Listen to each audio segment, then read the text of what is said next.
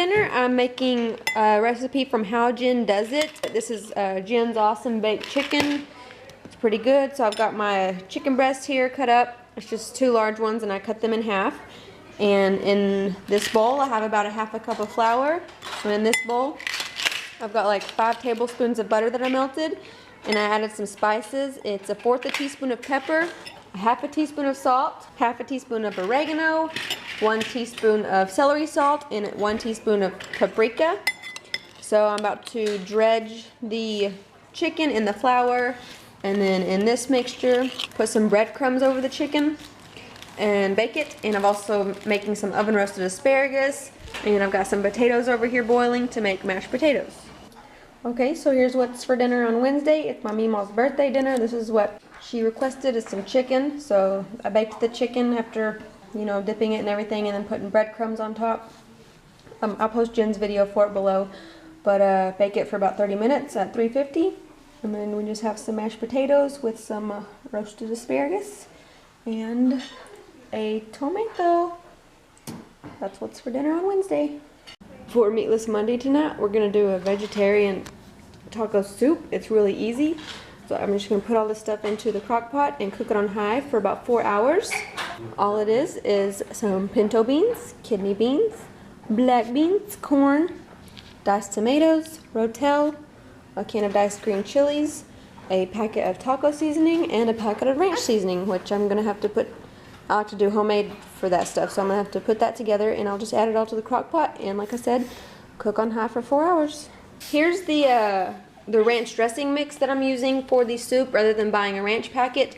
This is stuff I already have on hand, so it costs nothing to make this, and this recipe I got from How Jen Does It a long time ago, and I've never made any other homemade ranch seasoning. This is good enough, but it is just 1/4 a cup of buttermilk, dry buttermilk. I'm making half of the recipe. I'll put her link below to her video, but I'm using 1/2 tablespoon of parsley, and then 1/2 teaspoon of dill weed, 1/2 teaspoon of onion powder, 1/2 teaspoon of minced onion, 1/2 teaspoon of garlic powder, 1/2 teaspoon of salt, and then 1/8 teaspoon of pepper.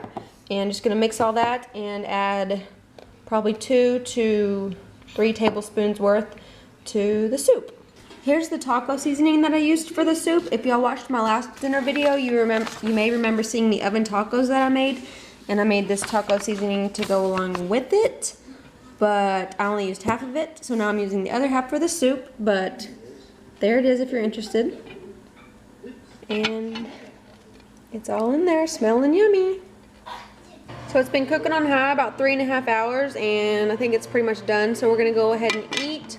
We're gonna serve it with some sour cream, avocado, limes, shredded cheese, and some chips, and some pineapple on the side. I actually wanted to get some greens, some kind of greens from the store and add it to it, you know, just so we could have more veggies, but I forgot to buy them. But that might be a good addition, and I've already tasted it, and it's a little spicy, so I know JoJo's not gonna eat it. I might attempt to give her some of the beans still, but I'm just giving her some of the avocados and pineapple and cottage cheese, and I'm warming her up some of our potatoes from breakfast yesterday. I guess that's it. That's what's for dinner. I'll put the recipe below. Oh, I looked at my receipt, and all the canned stuff that I had to buy for this came out to a total of $6.50. So it's a pretty cheap vegetarian meal. I mean, the additions would cost extra, but you, like the cheese, you know, you'd use, and the lime you can use more than once, and the sour cream. So yep, that's what's for dinner.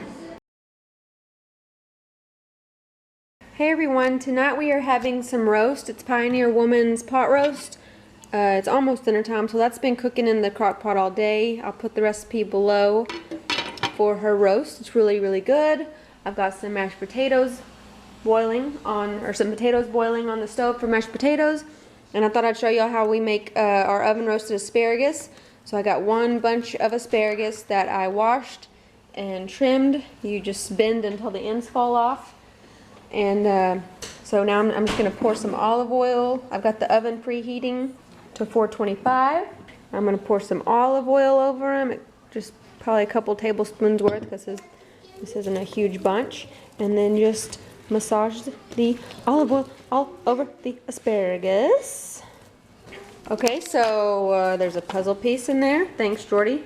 I arranged the asparagus in a single layer. Now I'm just going to season with some sea salt, about a teaspoon worth, and about a half a teaspoon of some ground black pepper.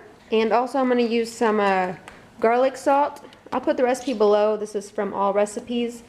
It calls for like minced garlic, fresh garlic, but to save time, I always just use garlic salt, and it tastes good. So I don't really measure, I just sprinkle it on there. I got the salt, the pepper, the garlic salt, and now I'm gonna grate some Parmesan cheese all over it. Okay, and that's all there is to it. Now I'm just gonna put it in the 425-degree oven.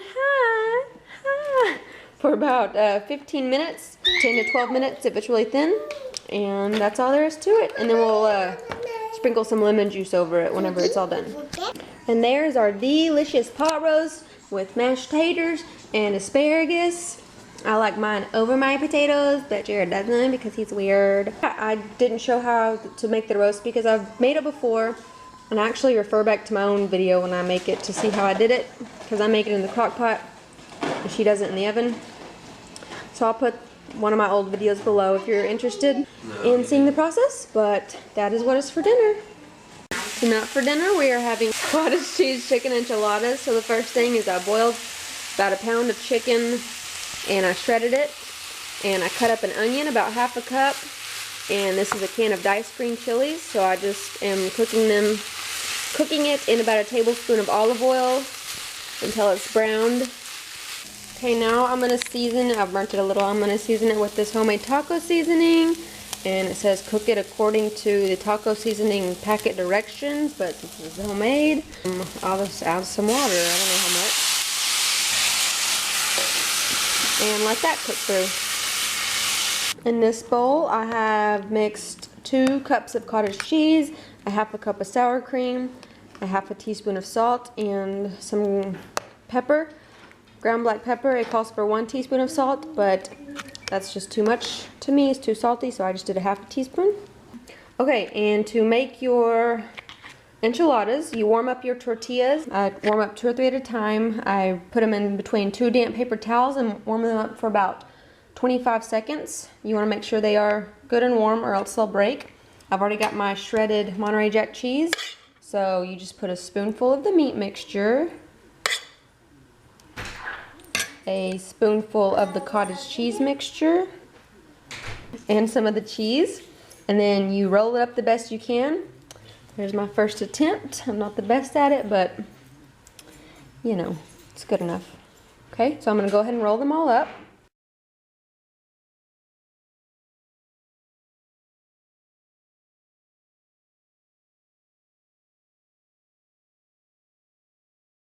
Okay, I gotta show them on here before I move them to the plate, but I baked them in a 350-degree oven for 30 minutes, and they fall apart when I move them, so look how pretty they are. But there's a couple enchiladas, and we're having it with a salad, and that is what it's for dinner. I'll post the recipe below. They're really good. Everybody I've made them for likes them, so if you guys try them out, let me know.